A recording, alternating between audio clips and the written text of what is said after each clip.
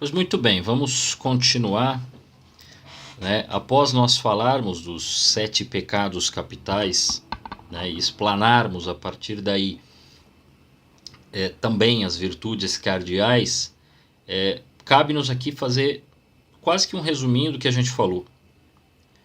O homem é um ser complexo de corpo e alma, e que a gente divide entre a parte física, a parte mental, que tem a memória e a imaginação, a parte emocional, onde ali vão estar as suas paixões e os seus sentimentos, e a parte espiritual, onde vai estar a inteligência e a razão.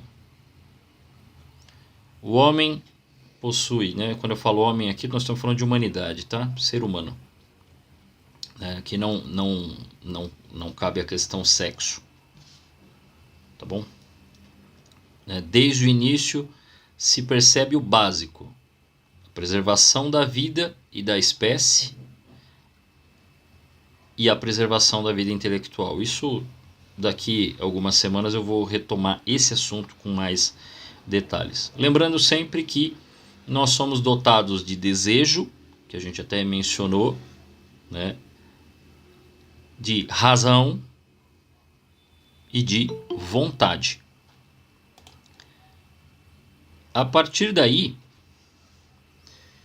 nós fizemos aquela análise sobre a felicidade, que o homem, ele se encontra com as coisas, ele é atraído por ela, ou pelas coisas ou pelas pessoas, ele sempre procura, através desses bens que ele encontra na sua vida, boa noite, ele tem ali a primeira atração, através do que nós chamamos aí das tais paixões, que não são nem boas nem más a princípio, e naturalmente, através destes bens que nós chamamos de transitórios ou relativos, sem problemas, nós entramos numa busca por algo que seja bom, sempre aquilo que é o melhor, o mais belo e o mais verdadeiro.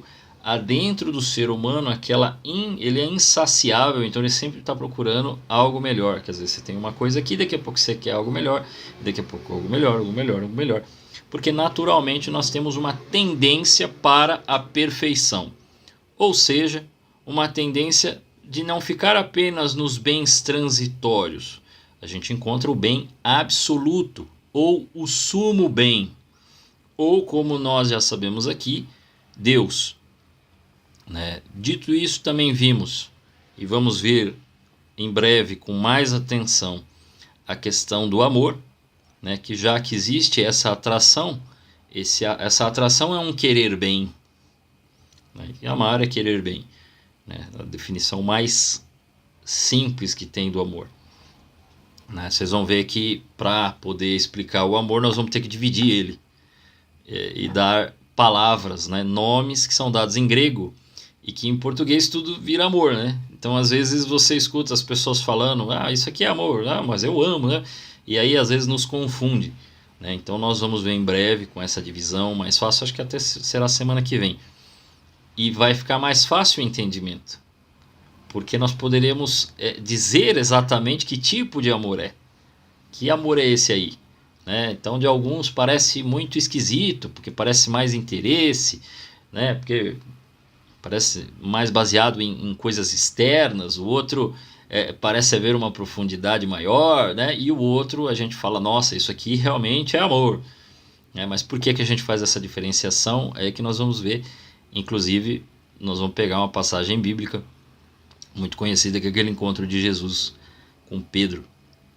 Dito isso, quando a gente vai tentando procurar esta perfeição, a gente descobre que tem ações, atos e depois hábitos que são melhores do que os outros. E alguns que tendem realmente a melhorar a nós como ser humano, e outros que pioram a nossa vida, que a gente chama de vícios e virtudes.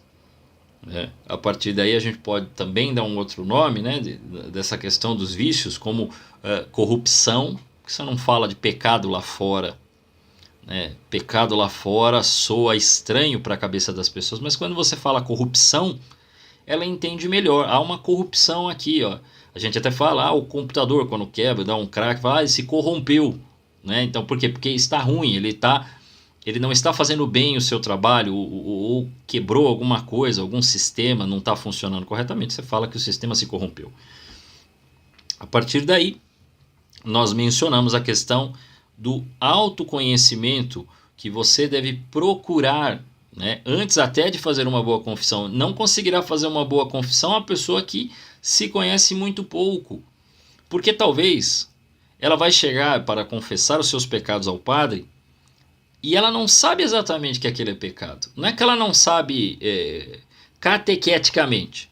Talvez ela sabe os 10 mandamentos de cor e ela vai dizer lá, mas ela não consegue entender dentro de si como é que essas coisas funcionam. E aí, se eu não sei o que está me atacando, eu não tenho remédio para recorrer para me recuperar, né, da doença, porque eu não sei que remédio tomar. Então, isto é uma falta de se conhecer, isto é uma falta de perceber as coisas. E ali nós dissemos que é necessário primeiro, antes de tudo, começar a perceber a realidade. Eu dei até o exemplo, né, do filósofo jovem que ainda não era filósofo, mas estava com seu amigo, e o pai dele explica tudo que estava na mesa, dando a origem e a forma que é fabricado, né? Até talvez se você tiver uma idade próxima à minha, ou se você, na juventude, sei lá, anos 80 ou anos 90, você acompanhou a TV Cultura.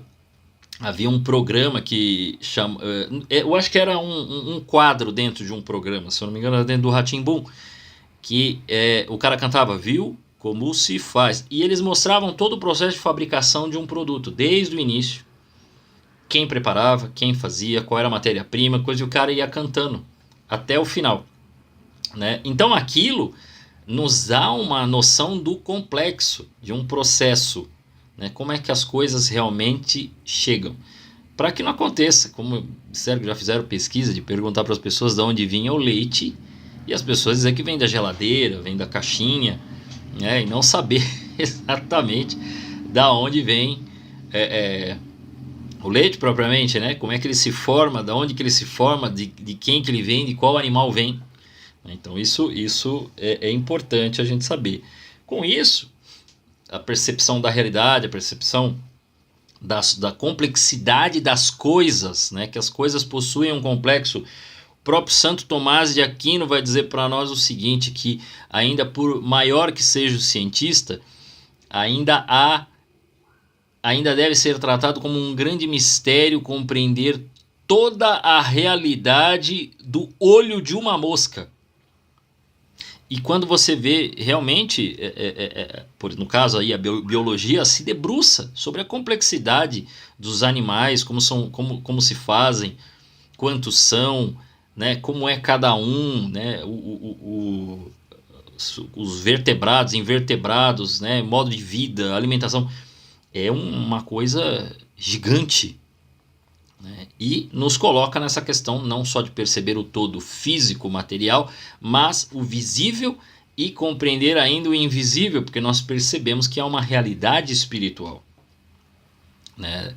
Além dos anjos, além do próprio Deus, dessa complexidade, quando mencionamos no creio sobre o céu, sobre o purgatório, sobre o inferno, sobre as almas, né? Mas até mesmo o nosso pensamento, que não é físico, né? Ele não tem matéria.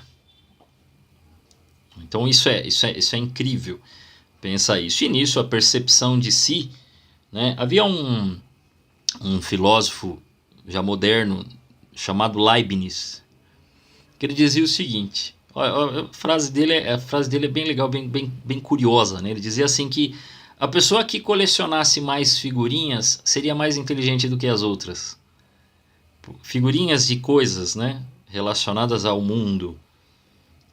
Por quê? Porque conforme ele ia tendo as figurinhas e ele ia guardando essas figurinhas de animais, disso e daquilo, ele ia conhecendo mais, né? Uma coisa que eu sinto muita falta hoje em dia são essas pequenas coisas que às vezes parecia muito bobinha, mas elas acabavam mexendo com o nosso conhecimento, né? Além de álbum de figurinhas, que não vinha só o álbum da Copa do Mundo, o que também ajuda, porque você acaba conhecendo nome de jogador, nome de país, nome de estádio, ok.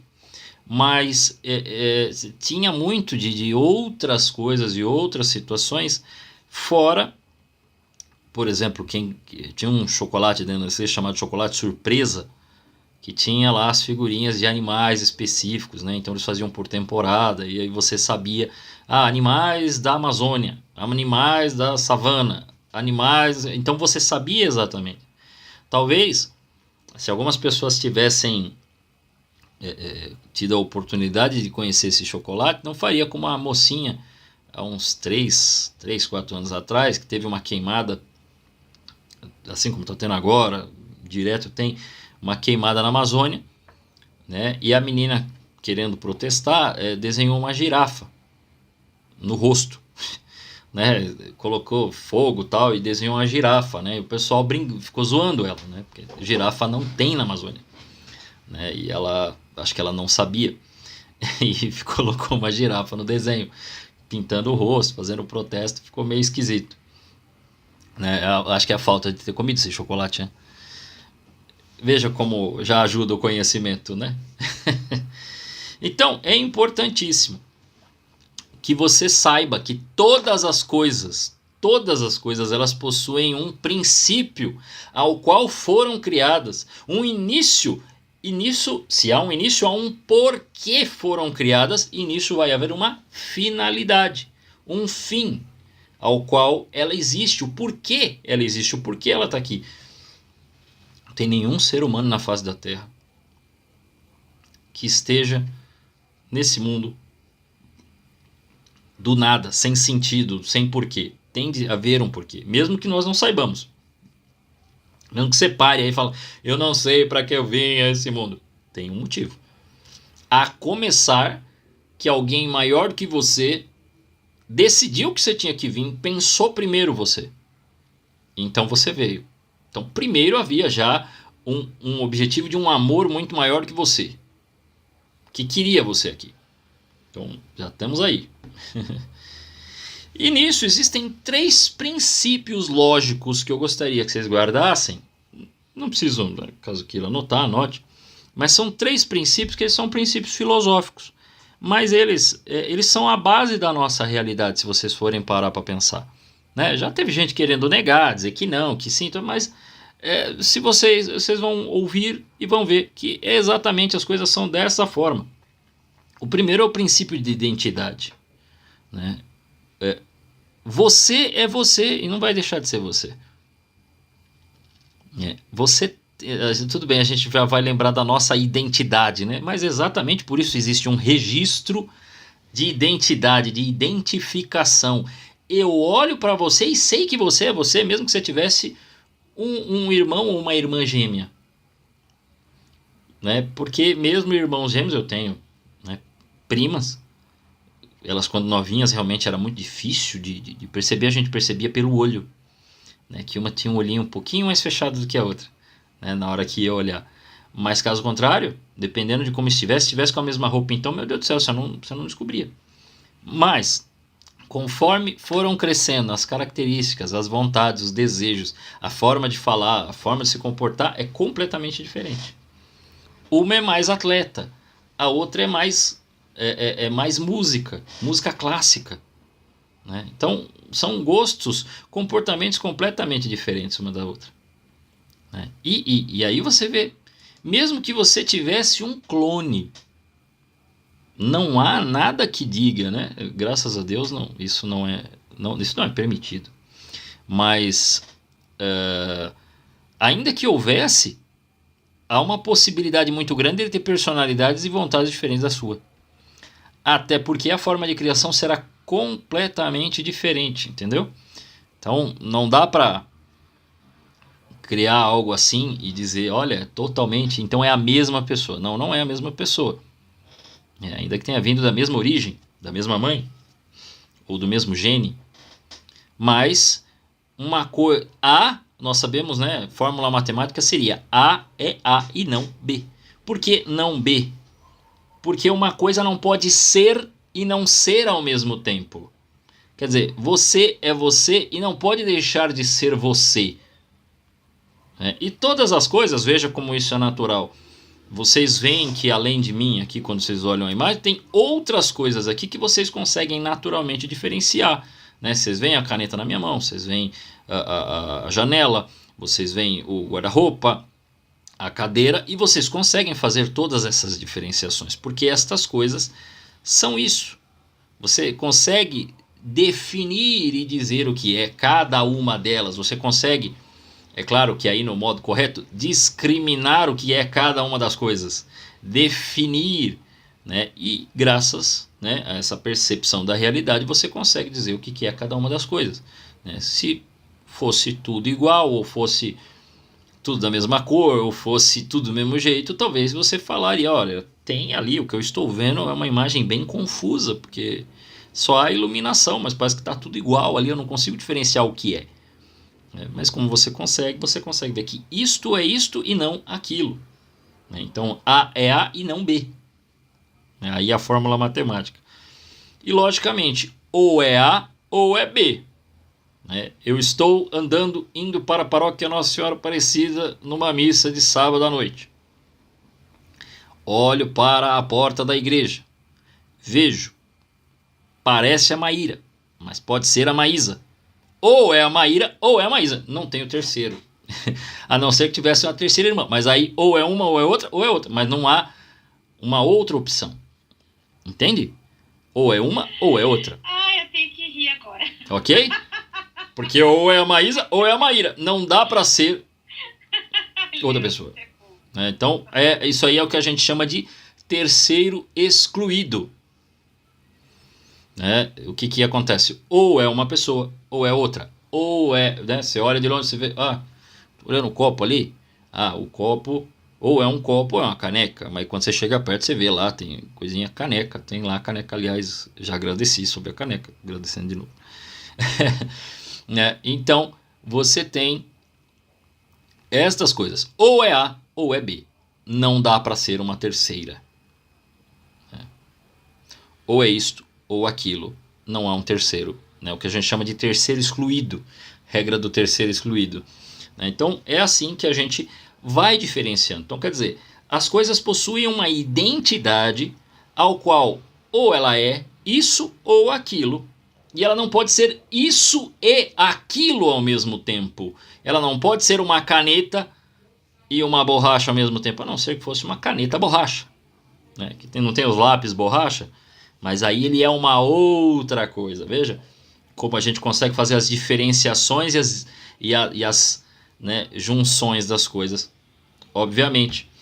A partir daí, tendo explicado sobre todas essas coisas dos 7 pecados capitais, tendo trazido os vários problemas que a gente tem tido, principalmente na questão, quando eu mencionei a luxúria, dei um monte de exemplos de situações que a gente está passando, e até mencionei que depois, que existe a questão, tratei muito mais das questões relacionadas aos heterossexuais.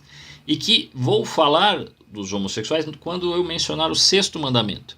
Mas existe algo que as pessoas incluem os homossexuais, mas na realidade não se refere a eles. Vocês vão ver sobre isso, porque eu vou falar disso agora, que é o que se refere ao gênero. Bom, o que é que eles mencionam quando falam do gênero? Eles dizem que é uma identidade diferente da biológica, que haveria uma identidade biológica, que é o chamado sexo, mas que cada pessoa, apesar da sua identidade biológica, teria um gênero. E este gênero seria definido não pelo padrão biológico. Mas aí a gente, resumindo a história, transformando uma história longa numa história curta, ele se resume ao seu desejo. Ou seja, aquilo que você está sentindo é o que você é. Veja, isto é um problemão. Isto cria em nós, primeiro, eu olho e imediatamente identifico mulher. Mas quando chega perto, quando você começa a conversar, algo parece estar diferente. Deus me livre. A pessoa fica nua, não na minha frente, misericórdia. E aí, de repente, não é uma mulher, é um homem, mas ele diz que é uma mulher. Aí fala, peraí. Não há o princípio de identidade aí, a coisa está confusa, porque ele se declara mulher, mas é um homem. Mas estava vestido como uma mulher. Ele diz que é, mas não é. Então, agora nós temos uma contradição. Mas ele não diz, veja, ele não diz que é um e outro, ele diz que é só um. Apesar de ter sido outro. Ou seja, ele começa a ferir todos os princípios ao qual eu mencionei aqui. E aí, nós começamos a ter diversos problemas que nem o mundo atual consegue lidar. Como nós tivemos no caso das Olimpíadas, que ficou uma confusão tremenda de algumas pessoas que disputaram as Olimpíadas se declarando mulheres, e quando iniciou, por exemplo, no caso do boxe, quando iniciou a luta, a lutadora desistiu na hora, porque falou, opa, peraí, eu nunca levei uma pancada tão forte. Quando foi se analisado, viu-se que a testosterona era muito elevada. Aí começa-se, então é o tal do intersexo, que mudaram o nome, mas o antigo é hermafrodita. Tá? Não, porque deve ser isso. Não, porque na verdade é uma mulher, nasceu mulher, não sei o que tal. E ficou o dito pelo não dito, alguns negando A, alguns dizendo que era B, e não conseguiu-se. Mas não foi o único caso, teve um outro. E fora isso, nós sabemos, por exemplo, aqui no Brasil, um rapaz chamado Rodrigo, de repente se declarou Tiffany. Ele era um jogador comum, estava com a numeração de jogadores lá atrás. Se declara mulher.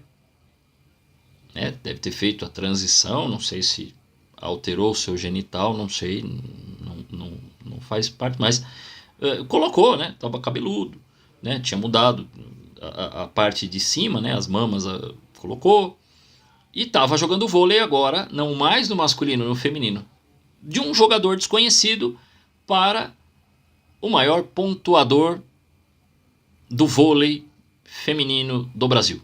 Ele não pode ser convocado porque ainda o COI, a comissão ainda proíbe no vôlei de disputar. E isso começou a acontecer, até um caso no UFC, também de um ex-lutador que se vira lutadora e quase não, matou uma na pancada, porque o soco de um homem é muito mais potente. Isso dizendo assim, os dois na mesma pesagem, tá?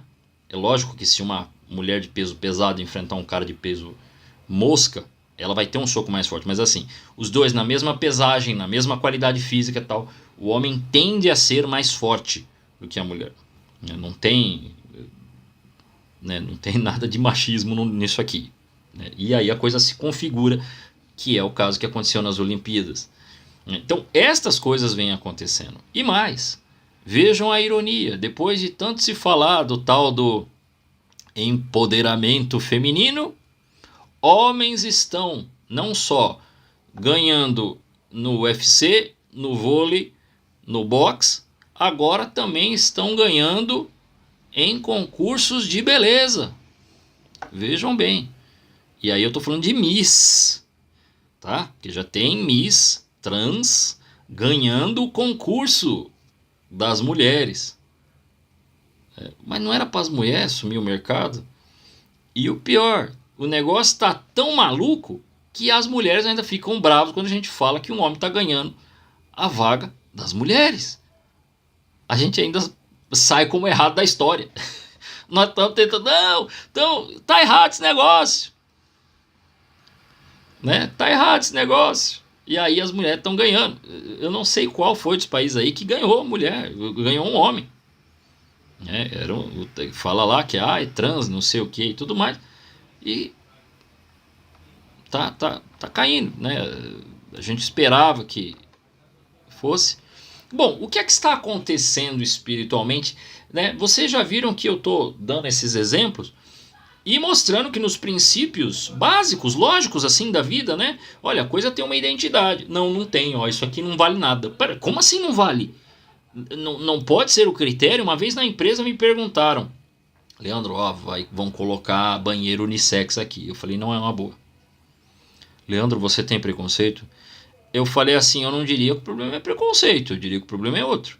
Vamos pensar, os homens têm mictório, vai tirar o mictório, beleza, vai ficar todo mundo no mesmo banheiro. Mas os hábitos e comportamentos dos homens é bem diferente do comportamento das mulheres. Você vai colocar os homens e as mulheres num banheiro, cada um com um jeito diferente, aí vai ficar... Aí, assim, a gente já vai estar feliz por estar no banheiro e não precisar levantar a tampa agora. Aí, agora a gente vai ter que levantar a tampa também no banheiro masculino. Pô, mas nem aqui vocês dão paz? Aí a menina até deu risada, porque eu tava brincando, lógico, né? Mas querendo dizer o seguinte, existem hábitos e comportamentos nos banheiros masculino e feminino que são completamente diferentes. São completamente diferentes. Eu sei que tem gente, que mulher que fala, ah, mas você nunca entrou no banheiro feminino pra ver a porcaria que é. Não entrei, não quero. O ponto é essa coisa de tentar tornar todo mundo igual, porque o princípio fundamental de Judith Butler, a autora mais famosa do discurso de gênero, é que no futuro não se faça definição alguma de gênero. É que chegue-se a um ponto de que ninguém se declare homem, mulher, mulher trans, sei lá, boiceta, sei lá que bagunça que esse povo inventa aí a cada semana. Porque agora já não é mais um negócio de masculino e feminino.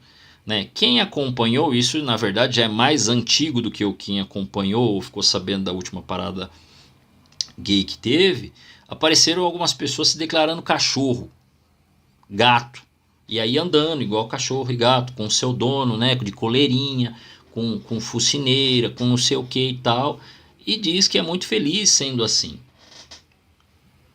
Então já aparece gente se declarando animal, já aparece gente casando com boneca, com hambúrguer, me mandaram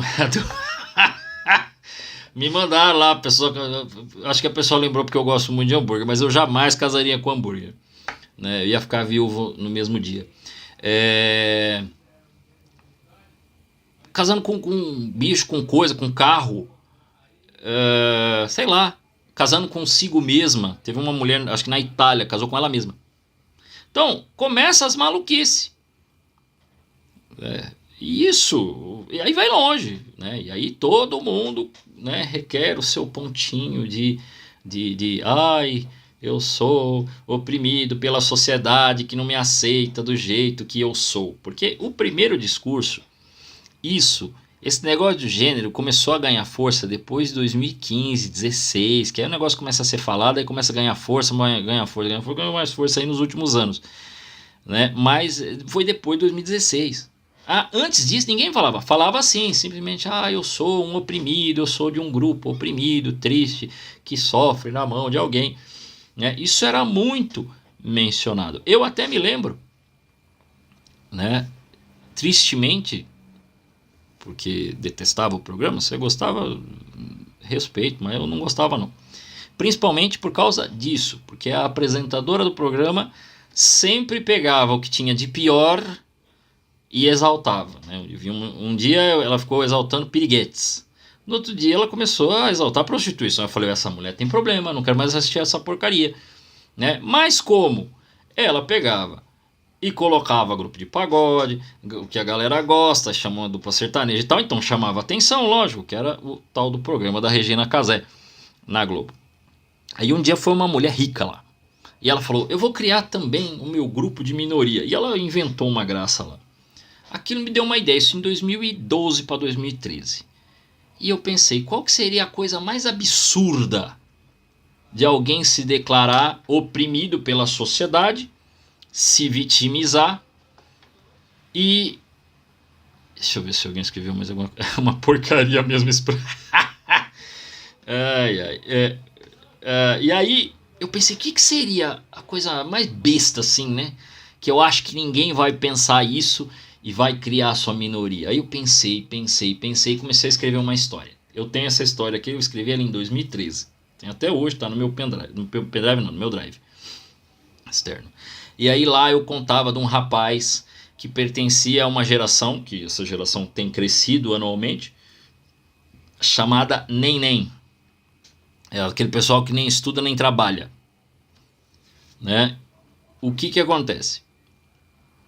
Ele tinha uma namoradinha, só que ele trai ela, o cara é irresponsável e tal, e a menina se cansa, e essa confusão acontece no meio da praça, no bairro, todo mundo vê, aponta o dedo na cara dele, chama ele de infantil, diz que ele não tem maturidade, cobram dele porque ele não quer fazer nada com nada, tal, e ele fica lá.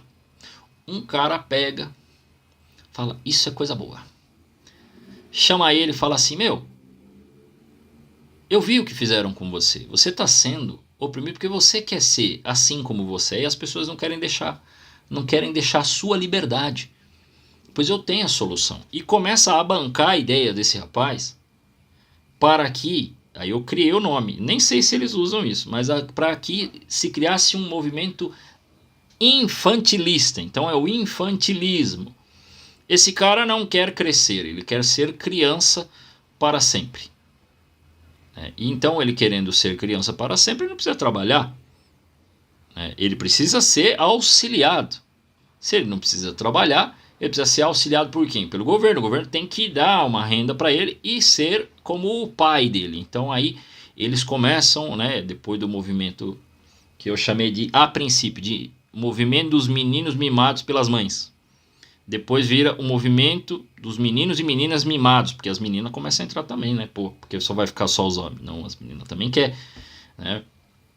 E depois algumas pessoas dizem, então hoje já não é mais, né? O movimento dos menines mimades. Né? Não, eu não cheguei nessa parte, porque isso ainda não estava pegando. Eu já ouvia sobre essas coisas, mas ainda não estava pegando aqui no Brasil. E aí começa a fazer tudo que fosse possível para se parecer com uma criança. Então, até o modo de vestir. Tanto que um cara adota o movimento, um estilista, e aí o negócio ganha força na moda. Porque ele já começou, por causa desse rapaz que falou para ele que ia investir no movimento, começa primeiro pela universidade. Então o negócio ganha força ali, vai para a arte. Da arte vai para a moda. Da moda, roupa. Qual era a roupa que eles começavam a usar, que apareciam lá os modelinhos andando? O pessoal de fralda geriátrica, mas não uma fralda igual as fraldas que se vende aí hoje, que as pessoas às vezes precisam usar realmente. Não, uma fralda transada que cabe teu celular, que cabe alguma coisa, cabe a sua carteira, que você pode usar na rua e tudo mais. E aí o movimento vai crescendo, olha o negócio se expandindo, né? E aí babador, para ele usar, bem transado, cheio das coisas e tal. Né? Brincadeiras à parte, aí eu começo a escrever, fui escrevendo e tudo mais. É lógico que aí eu vou pondo outras coisas, mas era só para você entender o que eu escrevi. Não me surpreende. Qual não foi a minha surpresa? 7 anos depois, a gente dentro de casa, e aí me aparece na internet pessoas que gostam de ser bebês e se comportam e tem o quarto todinho de um bebê, e vocês encontram na internet isso, viu? Se vocês procurarem agora, vocês acham, né? A pessoa põe fralda, né? Aí faz as necessidades tudo na fralda e dorme, né? Num bercinho, tem tudo isso, né? E aí eu falei, olha só, previ a bobagem com 7 anos de antecedência. Né? Não imaginava que ia aparecer um negócio desse. Né? Eu fui pensar assim, se fosse para montar alguma coisa absurda, vamos, porque filosofia faz isso, né? Você vai até os limites. Né? E aí quando cheguei ali, pensei, alguém pensasse que é um bebê. Né? E aí pensei isso, a anta que ajuda este ser é a mesma anta que ajuda, ou que, vamos dizer assim, vira dono dessas pessoas que se dizem ser cachorro. Né? Isto não é coisa nova, gente. Se vocês procurarem a história do Catman, vocês vão ver um cara que por anos e anos e anos dizia que ele era um gato e ele fez de tudo, desde tatuar o corpo inteiro para ficar malhadinho igual um gato, colocar aqueles bigodes, fez um monte de coisa. Quando ele passou da minha idade, ele percebeu que fizesse ele o que fizesse, ele nunca ia se tornar um gato. E aí o cara tirou a própria vida. Mas é claro, né? Não tem como um negócio desse dar certo.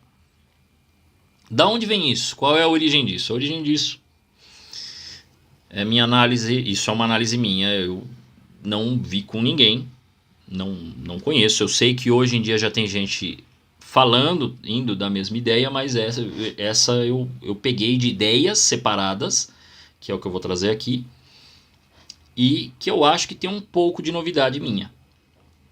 O que eu entendo? Eu entendo que nós estamos seguindo um princípio gnóstico, da gnose. Queimar dinheiro ninguém queima. Pois é. E, inclusive eu quero abrir até com uma frase que foi colocada aqui. A Maisa disse: afrontando a Deus, não aceitando sua humanidade. É exatamente isso. O que quer dizer? Guardem isso, gente. Por quê? A gnose, G-N-O-S-E, gnose, né?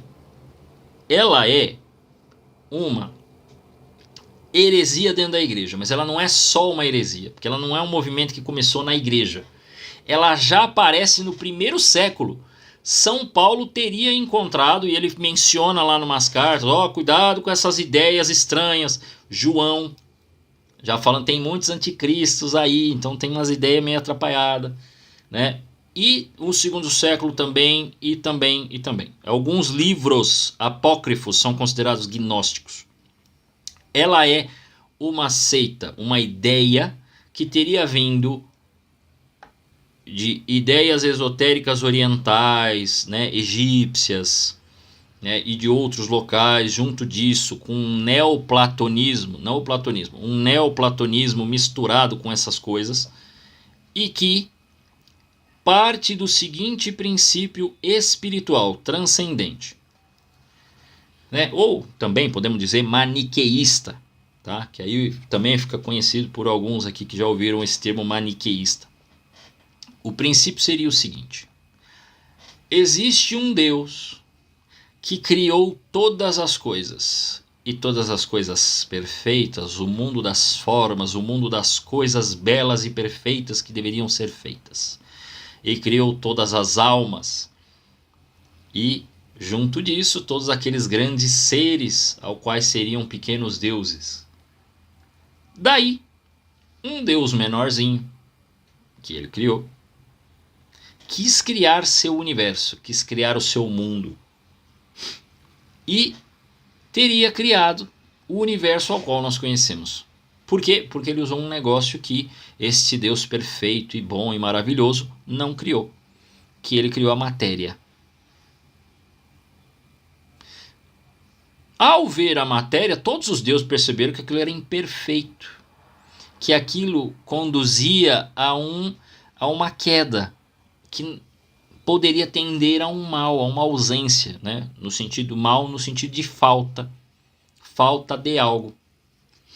Mas este Deus, chamado Demiurgo, não se preocupou com isso, e pegou muitas dessas almas e colocou nos corpos, resultando daí os seres humanos.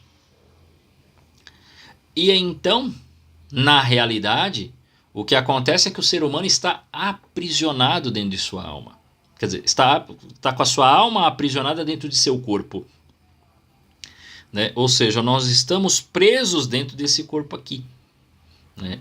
Ou seja, toda a matéria é má, só o espiritual, só a alma é boa. Isso é um erro completo, né? Porque Deus criou todas as coisas e viu que elas são boas, né? E quem criou tudo, as coisas visíveis e invisíveis, é o Deus Todo-Poderoso. Mas a gnose defende isso. E a gnose permaneceu nessa ideia transcendente por muitos séculos, né? Inclusive até Renascimento e tudo mais, onde começa a surgir um monte de seita esotérica, aquela coisa, algumas teorias e ciências, né? Até se fala muito do, né, o próprio Descartes, qual que é o da gravidade, caramba, eu sempre esqueço o nome dele, Isaac Newton, né, que já se encontra também, hoje em dia você encontra outros escritos desse pessoal, jamais um negócio meio esotérico, meio esquisito, e que seriam base para teorias científicas e filosóficas de muitos desses filósofos modernos, quer dizer, ou seja, Renascimento para frente. Só que já na contemporânea, segundo um autor que fez o estudo das ideias políticas, o nome dele é Eric Voegelin, ele entende que a gnose deu um salto. Por conta do ateísmo de Feuerbach e depois os outros, né, Feuerbach, Marx e outros, a gnose deu um salto. A gnose deixa de ser transcendental, então ela para de ir deste princípio espiritual. Não que ainda não tenha gnósticos transcendentes, mas ela se torna materialista. Mais ou menos, né? Não sei se, eu acho que vocês não leram Cartas de um Diabo a Seu Aprendiz, do C.S. Lewis. C.S. Lewis é o autor, né, não é do Senhor dos Anéis, o Senhor dos Anéis é o Tolkien. Mas saiu os filmes dele, até foi a Disney, o que é surpreendente, né? Que muita gente assistiu também os filmes do C.S. Lewis. Quer ver? C.S. Lewis, né, que é o livro Crônicas de Nárnia, né, então, que é muito bonito, inclusive o próprio Jesus aparece no livro. O leão, Aslan, é uma analogia a Nosso Senhor Jesus Cristo.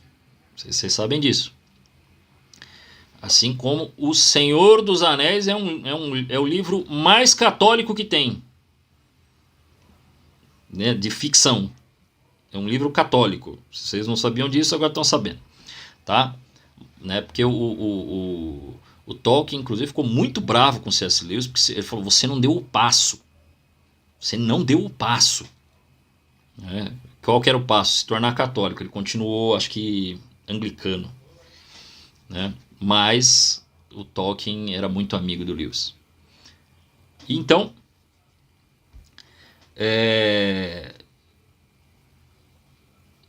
vocês encontram um curso do Padre Paulo Ricardo sobre isso, tá?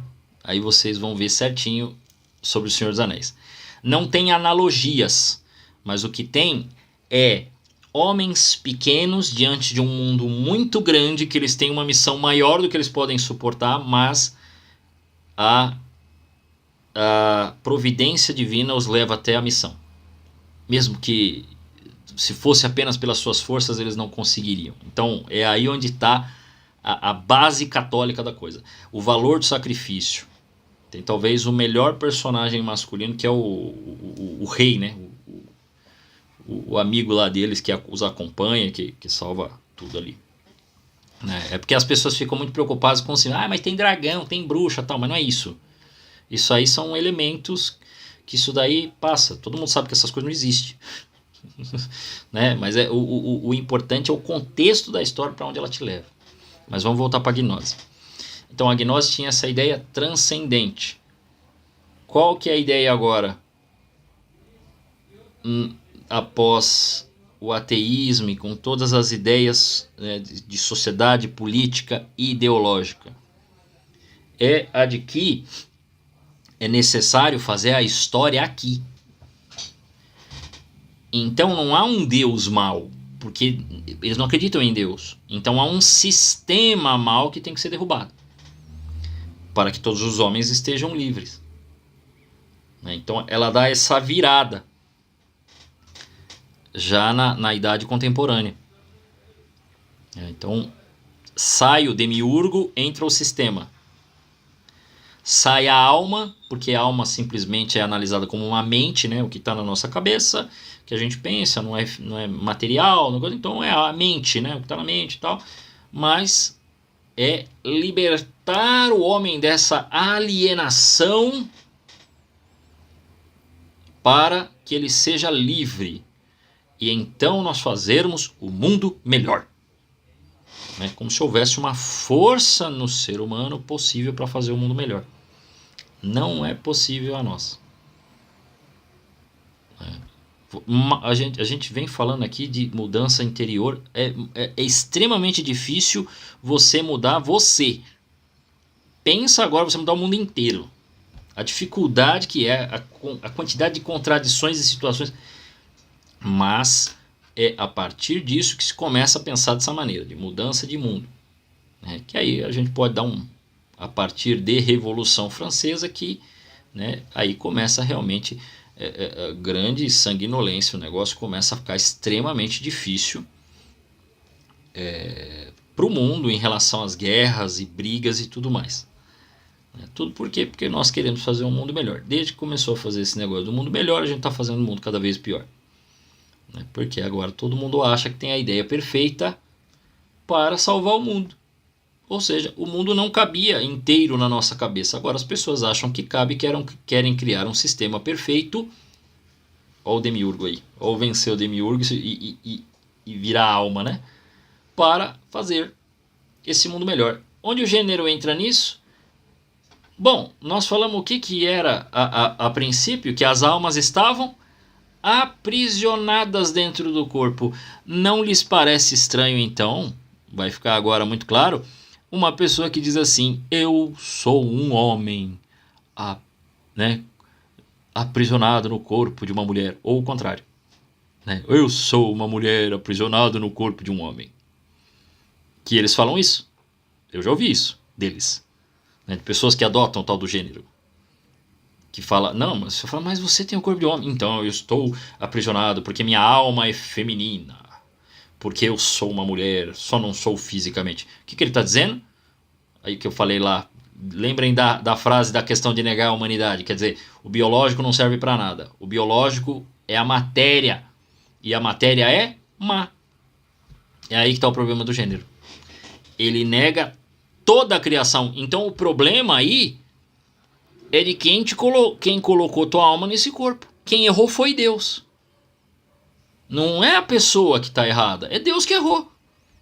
Porque a pessoa que está dizendo que ela é do outro gênero, não, ela está completamente certa, ela sabe exatamente o que ela tem que fazer. Quem não sabe é Deus, que pensou antes de todo mundo e colocou as pessoas dentro dos seus corpos, A alma e a alma é a forma do corpo, é uma coisa só. Mas então Deus errou fazendo você assim. Não a pessoa. A pessoa que é menor, que sabe menos, que o mundo não cabe na cabeça. O mundo cabe na cabeça de Deus. O universo cabe na cabeça de Deus. A complexidade de todas as coisas cabe na cabeça de Deus. Inclusive a sua. Mas, para nós, agora, vale o meu desejo, o meu sentimento, as minhas coisas.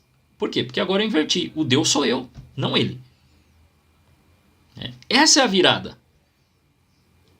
Então não é estranho que o negócio tenha se tornado materialista, Porque aí, voltando ao C.S. Lewis dizia que a ideia do Cartas de um Diabo a Seu Aprendiz, vai cair, eu já chamo vocês de novo, tá?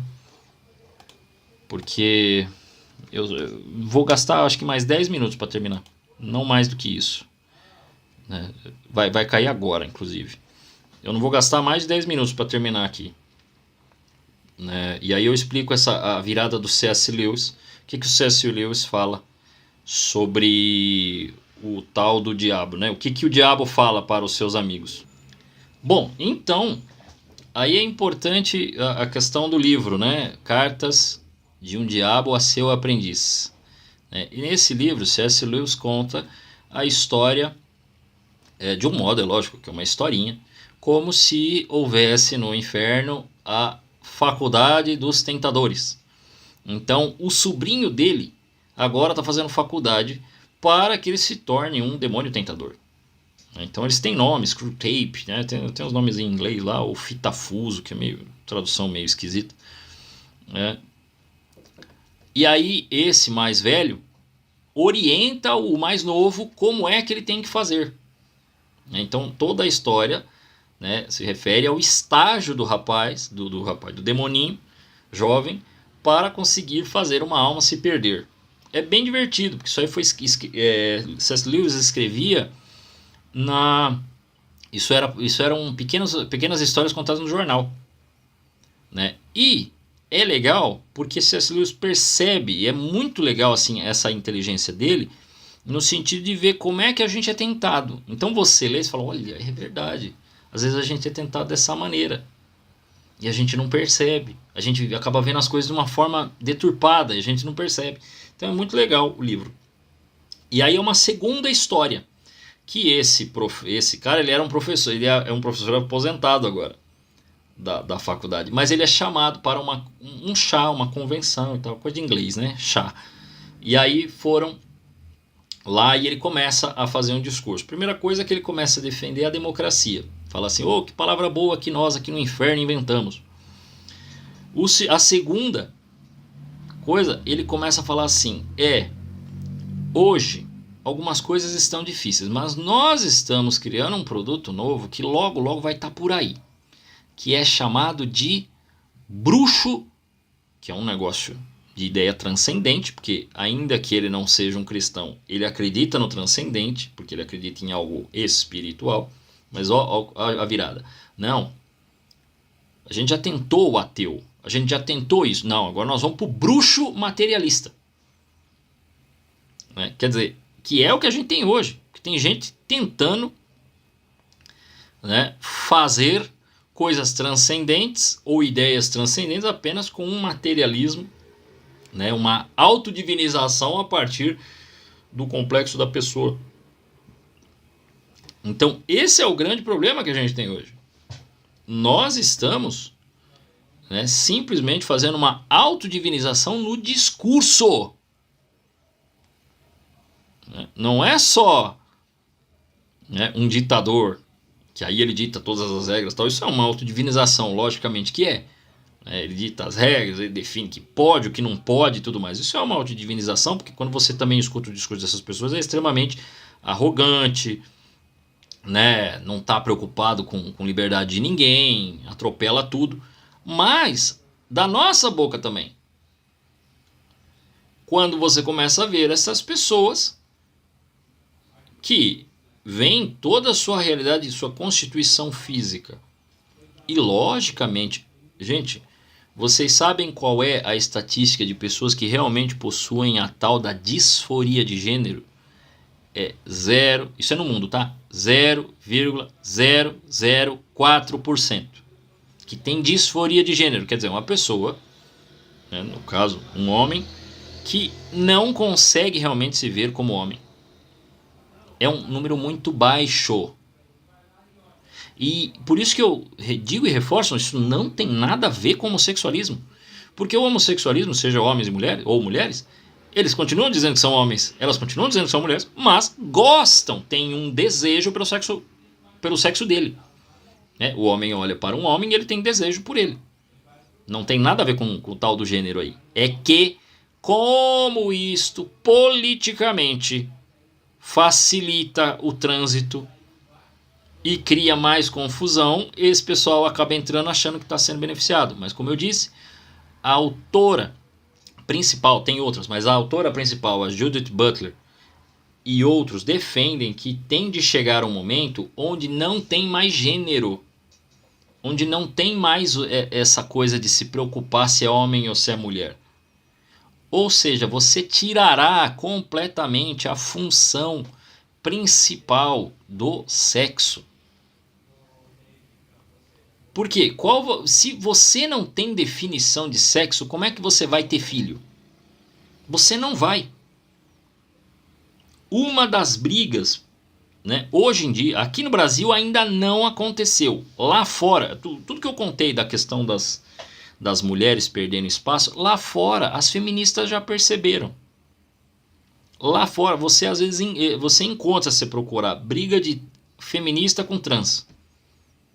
Tá o movimento feminista, elas saindo na mão. Mulherada dando soco mesmo. É soco mesmo, tá? Briga parece torcida organizada. Delas, né, debatendo e um xingando o outro. Negócio Por quê? Porque já se percebeu, opa, peraí, nós estamos perdendo espaço. A mulherada já percebeu, opa, nós estamos perdendo lugar.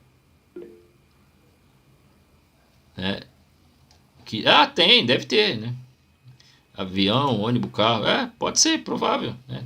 Trem, ônibus, carro. Eu já disse que na hora que, assim, nunca aconteceu de discutirem comigo sobre isso, ou de vir com um papinho e tal.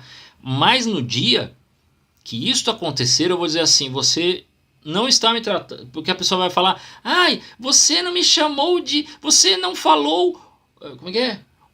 Ah, Pablo, você disse o Pablo, e eu vou falar o Pablo mesmo, né? Mas se a pessoa continuar na sua insistência, fala, mas você ainda não me chamou como tem que me chamar. Ah, o quê? Você é o quê? Ah, trans, então, eu sou um trans rei. Você não me chamou de Alteza ainda. Como assim? Né? Você ainda não se ajoelhou perante mim, o seu rei.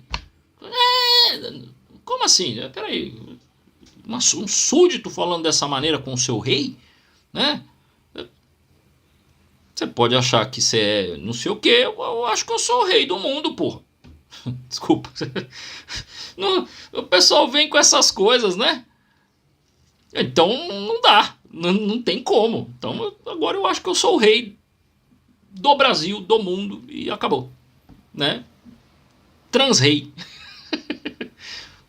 Agora, abram alas para o rei que chegou. Pronto, então eu sou o rei agora e você vai ter que me chamar de Alteza. E é assim que é. Vira bagunça o negócio, virou bagunça, né? E aí o pessoal ainda quer se levar a sério, muito. Oh, que coisa, não dá para levar a sério um negócio desse. Só que o engraçado é o seguinte, eu tô conversando aqui com o Igor, a Maíra sabe da história. Falei pra ela, tava no trem, eu fugi, vou entrar um pouquinho nesse assunto que também faz parte. Minha irmã voltando, né, da cidade, enfim. Aí uma moça que tava vendendo bala lá falou que em 10 anos ela nunca tinha visto uma briga tão engraçada dentro do trem do transexual, no qual tinha um senhor que estava para sentar, né, no seu lugar, que seria de idoso, ali reservado para ele, para idoso, e essa pessoa não se levantou. Alguém foi até ele, achou ruim, ele virou homem na hora. Na hora ele virou homem, queria até bater nesse senhor de idade. Até então que viram que ele ia bater nesse senhor de idade, foram para cima dele e voou. Desculpa a palavra quem está escutando, mas falou que voou o dental para um lado e ele saiu para o outro. Que foi aquela bagunça, mas que ele foi jogado para fora do trem. Além disso, apanhou do segurança da estação. Quer dizer, na hora ele virou macho. Ele estava todo perectado de mulher. Mas na hora ele virou macho, então, assim, as pessoas, elas falam que é isso, que é aquilo, mas elas sabem que dentro delas nasceram homem e nasceu mulher. Eu não consigo chamar, que nem dentro do serviço do Igor tem um rapaz, que ele é trans. Ele se veste de mulher e se chama Rebeca. Só que o Igor chama pelo nome dele, que ele nasceu. E ele falou, já acostumou, então ele não falou mais nada. Eu não consigo chamar a pessoa por esse dotado social. Eu não consigo. Então, às vezes você fica numa situação... Aonde eu trabalho, eu fico numa situação muito complicada. Graças a Deus eu estou online. Mas já existem, até por orientação da empresa, de que deveria se colocar como você quer ser chamado e vai estar, você coloca do lado do nome. Opa. Desliga aí, Maíra. Aí, valeu. Que tá dando, né, minha voz sai 2 vezes, né? Eles pedem que você coloque o pronome ao qual você quer ser chamado, né? Então, se a pessoa mudar e colocar o nome, alterar o nome, dentro da empresa eu sou obrigado, sobre o regime de ser demitido se eu não fizer isso por conta de uma sindicância. O que já foi dito lá, e agora com o curso que a gente teve de fazer sobre assédio moral e assédio sexual, não tem muito para onde correr. E aí vem a grande diferença, né? Para assédio sexual, eles agem corretamente.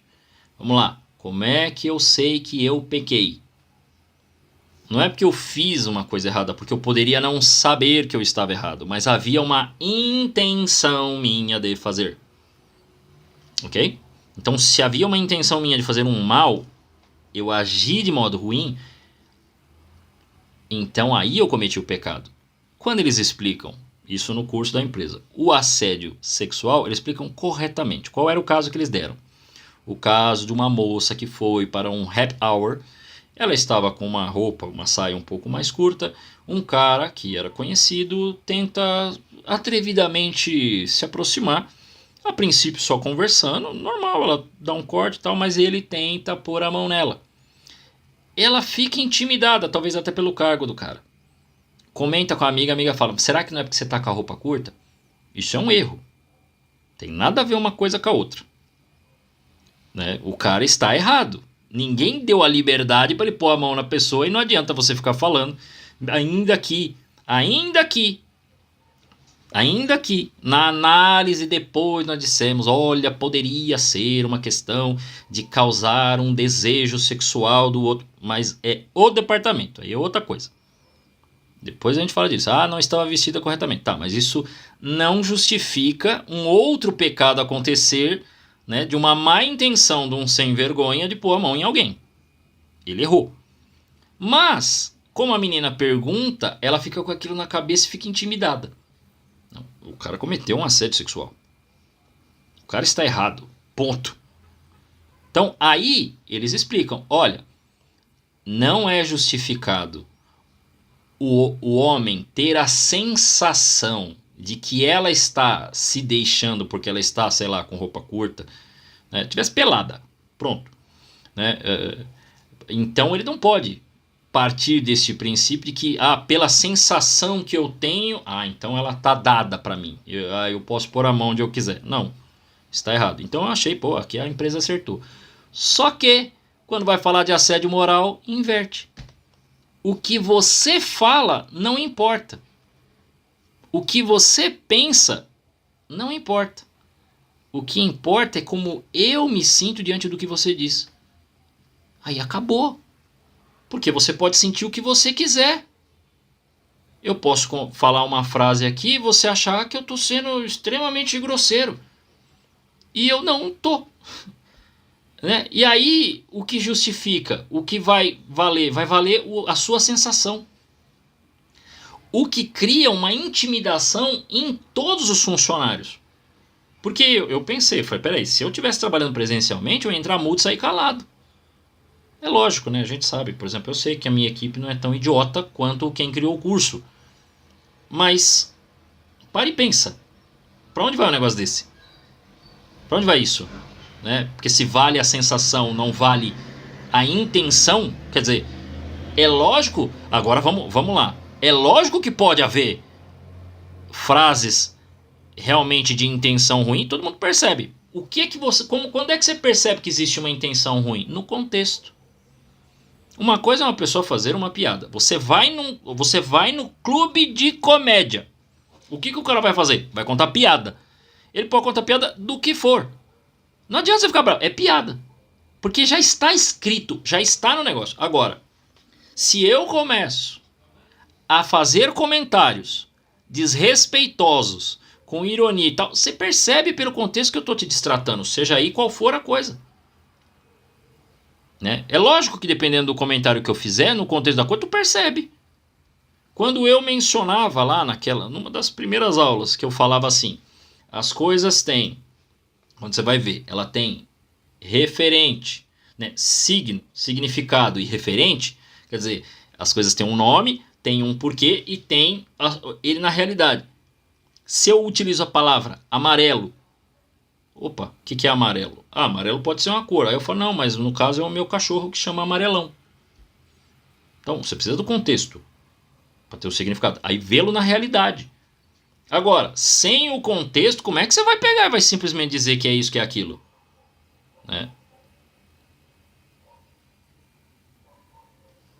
Senão nós estamos pegos.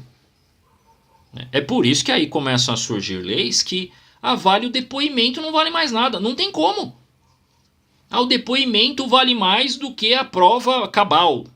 Aí tu ferrou, porque a gente... hoje acontece com pode surgir uma injustiça completa, né? Amanhã alguém chega do nada, fala que o padre não sei quem, ele falou, mas o padre nem conhecia a pessoa, mas o padre cai numa armadilha de alguém que era um desafeto, não gostava dele, aí criaram, aí o homem vai preso, a gente não sabe por quê. Então, isso aí não pode, isso é inaceitável um negócio desse. Você vai criar um problemaço na justiça, você não tem resolução. E aí as empresas começam aí nessa ideia, aí você também pode começar a ter esse tipo de situação. Que aí você começa a ver gente sendo demitida, como já foi. Em alguns locais, até em imprensa mesmo já teve essas situações. Nós não podemos fazer dessa maneira. Pode falar. Onde eu trabalho tem isso mesmo. Tem um rapaz que o pai deu autoridade para ele chamar pelo nome feminino. Aí eu entro nas salas, né? Chamei e a pessoa não respondeu. Aí a professora veio correndo e falou, não, ela não é ele, é ela. Eu pedi desculpas, porque eu poderia ser exonerada, né? Mas tipo, eu não sabia. Eu fiquei totalmente constrangido, mas enfim, né? É bem isso mesmo, a gente tem que ter o nome social, não pode chamar pelo nome que nasceu. É o nome social que ela quer e foi isso que ela falou pra gente. E o pai autorizou a chamar pelo nome social, que é o nome que ele, agora ela, decidiu. Olha aí. E aí você fica numa situação que você fala, putz. Então, em alguns locais não tem como. Mas olha qual é o problema. Olha qual é o problema da linguagem. Então, se vocês quiserem ver essa questão do problema da linguagem, melhor livro que explica é um romance chamado 1984. Vai falar da tal da nova língua, onde as pessoas começam a alterar toda a linguagem, todas as palavras, como é que tem que falar, agora não fala mais assim, agora fala assado, agora não usa mais isso, agora... E aí quando você começa a estudar todos esses contextos, é bobagem, tá? Vou dizer, não há, vou até dizer aqui porque já foi conversa nossa, tem em Quermesse, Maísa estava lá. Não é verdadeiro todo aquele papo que o pessoal fala do criado mudo, é besteira. Não tem contexto histórico. Esse contexto que esse pessoal está dando é mentiroso.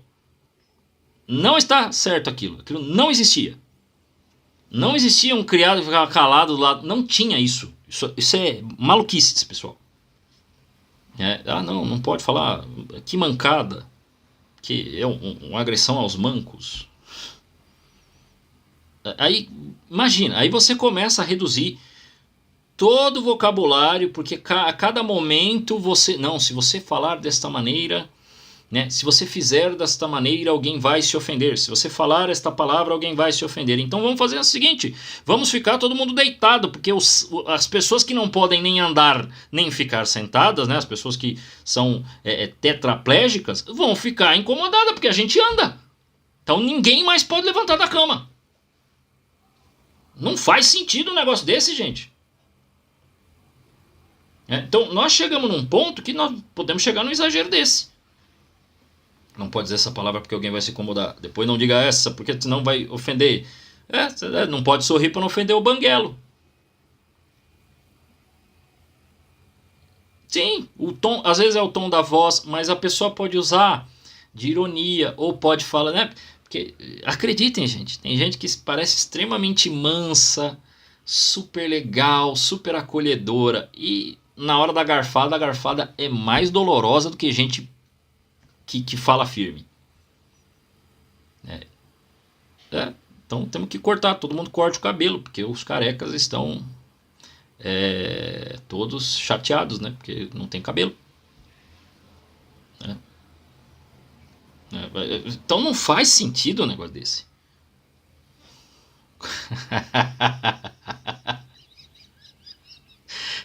Pois é. Já pensou? Cada coisa, cada palavra. É lógico.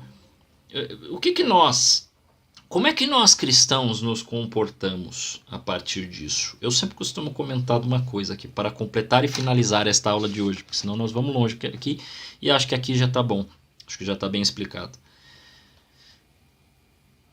O meu pároco, Padre Eduardo Gonçalves, que fez aniversário sexta-feira passada, no mesmo dia que meus pais fizeram aniversário de casamento, que ele disse que tem 39, mas ele tem 42 anos, ele é de 82. Eu não sei se vocês já perceberam, né? Se já olharam para o Padre Eduardo, me parece que o Padre Eduardo é negro, né?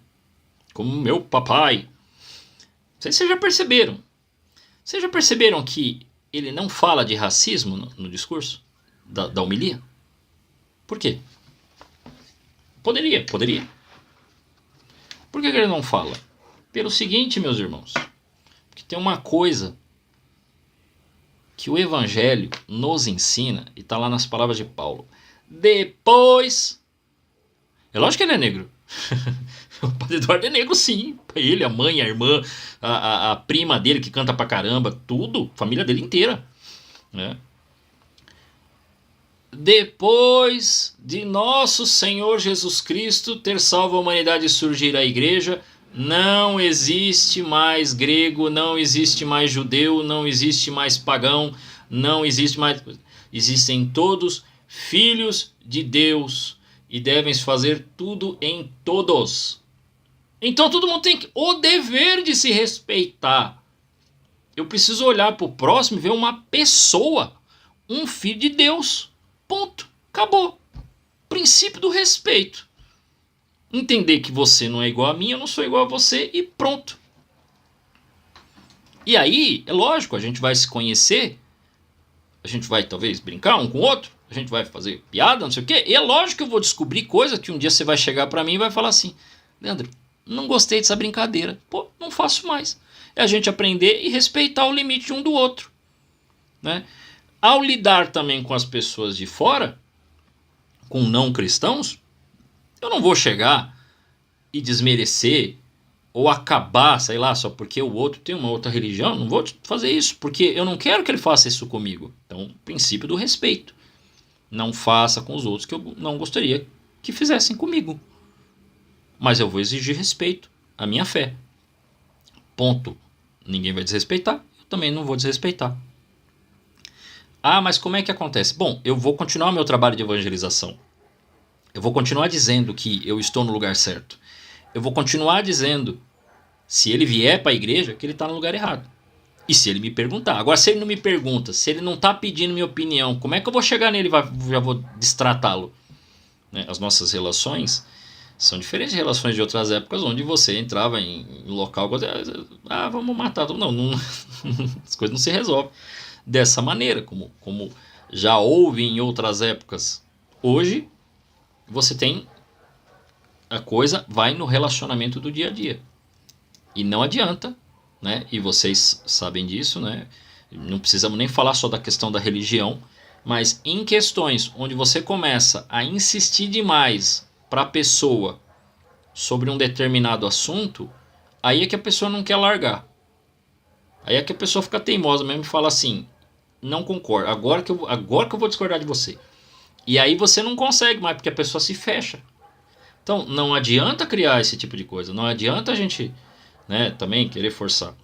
E nesse caso, o que nós precisamos fazer é encontrar, e aí é uma questão mais intelectual até, que aí não depende muito de nós aqui, depende realmente de quem está na academia, né, de quem está nas universidades, para encontrar uma solução. Porque esse negócio, ainda que nós estejamos contendo, segurando, ensinando os filhos corretamente e tudo mais, o tempo está passando, né? Por mais que, mas os filmes que ficam forçando esse tipo de situação floparam, ninguém quer assistir.